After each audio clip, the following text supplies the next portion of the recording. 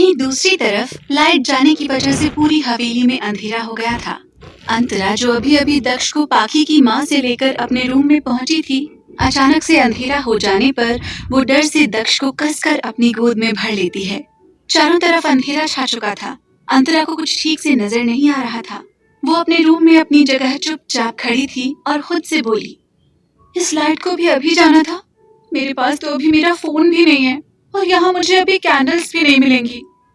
ये कहते हुए अंतरा दीवार के सहारे धीरे धीरे बेड की तरफ बढ़ने लगी। बेड के पास पहुंचकर उसे दक्ष की चकल करने की आवाज आई। दक्ष अंधेरे में कसमसा रहा था।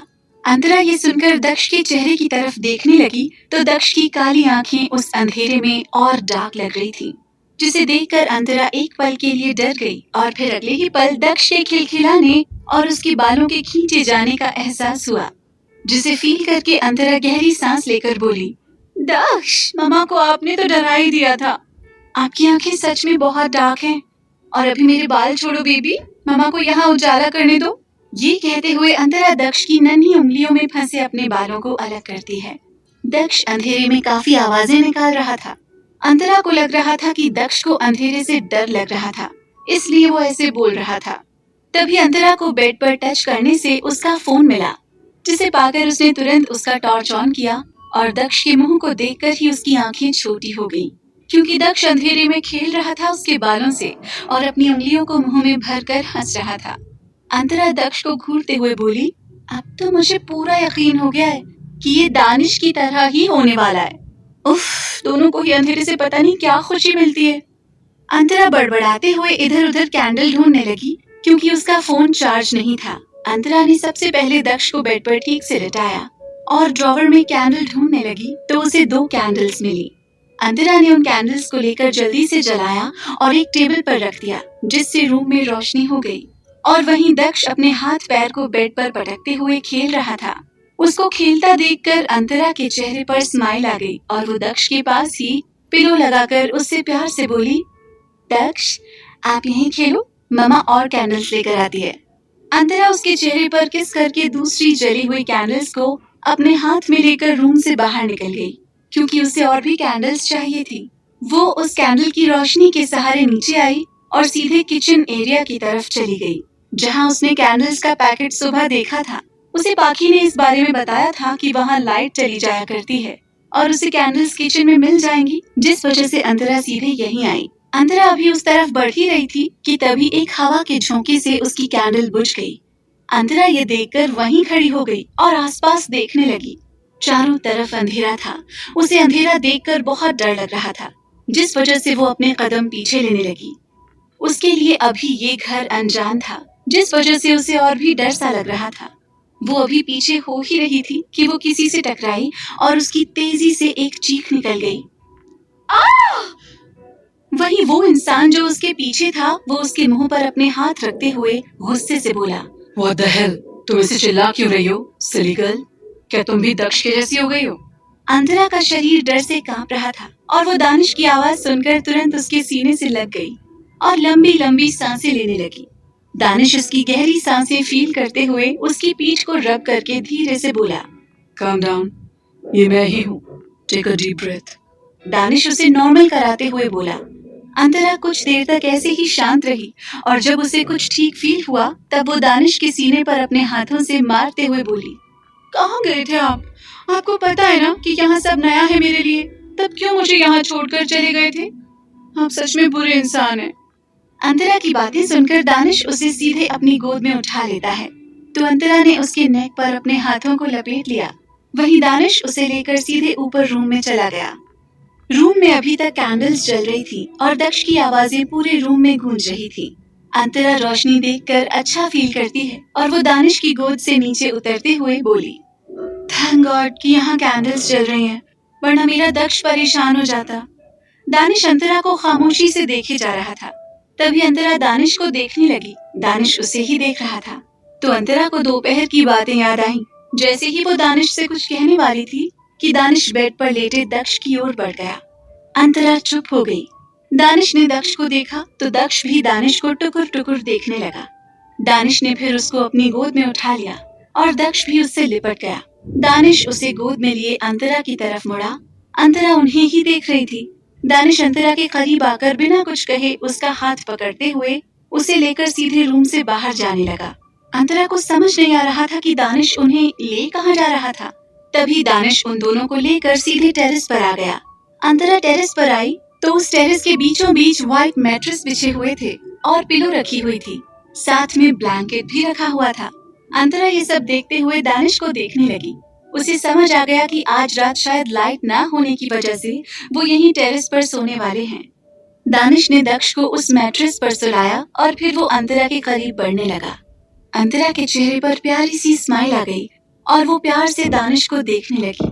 दानिश उसे अपनी गोद में उठाकर नीचे मैट्रेस पर गिराते हुए उसके ऊपर आकर धीरे से बोला, अब बोलो क्या बोलना चाहती हो। ये कहते हुए दानिश अपने चेहरे को अंतरा के चेहरे से धीरे से रब करने लगा। चांद की रोशनी उन दोनों पर पड़ रही थी। अंतरा का चेहरा लाल हो गया और वो धीरे से बोली, दानिश, आपने ये सब कब किया?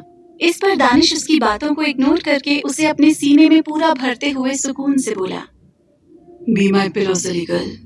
दानिश ने अपना सर अंतरा की गर्दन में डाल रखा था। अंतरा का एक हाथ दानिश की पीठ को सहला रहा था तो दूसरा उसके बालों में था। अंतरा को काफी अच्छा लग रहा था।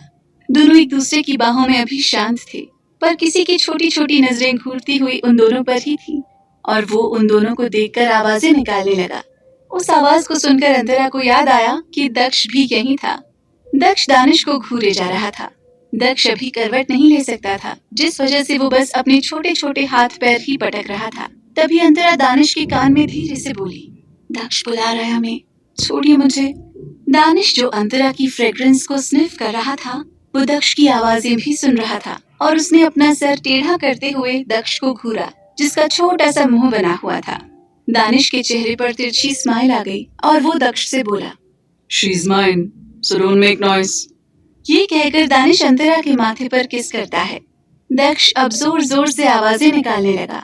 दानिश ने उसे घूरते हुए अंतरा को छोड़ दिया और फिर उसने दक्ष को अपने बीच में सुला लिया और उसके छोटे से सर को सपोर्ट देते हुए बोला, तुम्हें एक बार में मेरी बात समझ नहीं आती क्या?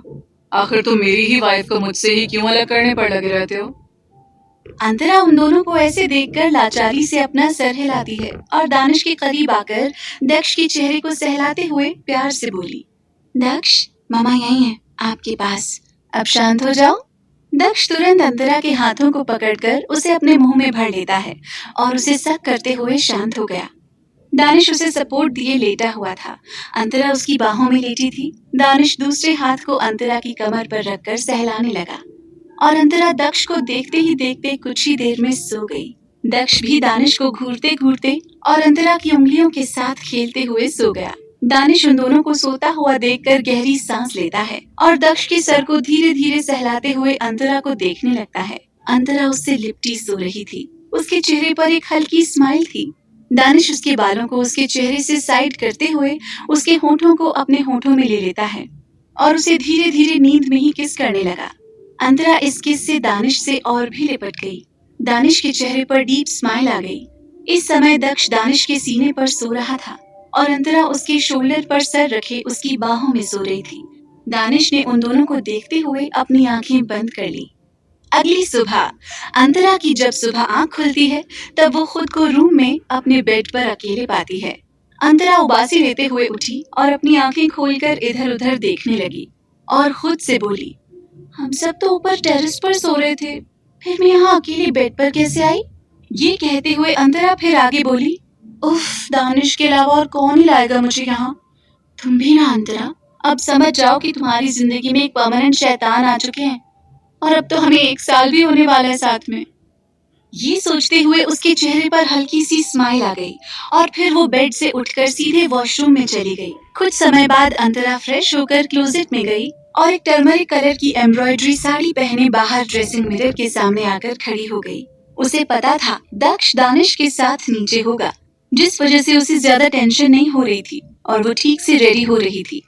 अंतरा ने अपनी साड़ी की प्लेट्स बनाई और बालों को पूरा खोलकर अपने बैक को कवर किया क्योंकि उसका गला थोड़ा डीप था।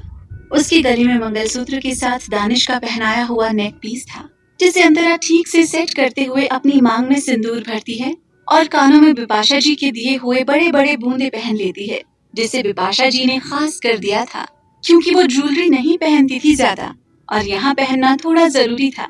अंतरा ने खुद का टचअप करके अपने होठों पर रेड कलर की न्यूड लिपस्टिक अप्लाई की, जिससे उसके होंठ और भी टेम्पटिंग लगने लगे। अंतरा खुद को रेडी करके जब रूम से बाहर निकली, तब उसकी नजर सामने आ रहे दानिश पर गई और अंतरा स्माइल करते हुए उसके पास बढ़ गई। वहीं दानिश की नजरें जब अंतरा पर गईं, तब वो उसे एक टक ऊपर से नीचे तक देखने लगा। उधर अंतरा दानिश के इरादों से अनजान मुस्कुराते हुए उसके पास आई और जैसे ही कुछ बोलने को हुई, दानिश उसकी कमर को पकड़कर सीधे उसे वहां एक पिलर से सटा देता है। उसके होठों को अपने होठों में भरकर बिना रुके चूमने लगा। अंतरा हैरानी से कसमसा उठी। उसे समझ नहीं आया कि अचानक से उसके साथ ये सब होने क्या लगा था। दानिश उसे कुछ बोलने का मौका ही नहीं दे रहा था और उसके होठों को बुरी तरह चूम रहा था। अंतरा कसकर पिलर पर अपने नाखूनों से स्क्रैच करने लगी। दानिश उसे कुछ देर तक किस करने के बाद उससे हल्का सा दूर हुआ और उसके होठों पर ही अपनी गर्म सांसें छोड़ने लगा। अंतरा के होठों की लिपस्टिक अब पूरी गायब होकर उसके चेहरे पर फैल चुकी थी और होंठ चूमे जाने की वजह से सुर्ख पड़ चुकी थी। तो क्या इरादा है दानिश का? जानने के लिए सुनते रहिए वजह तुम हो।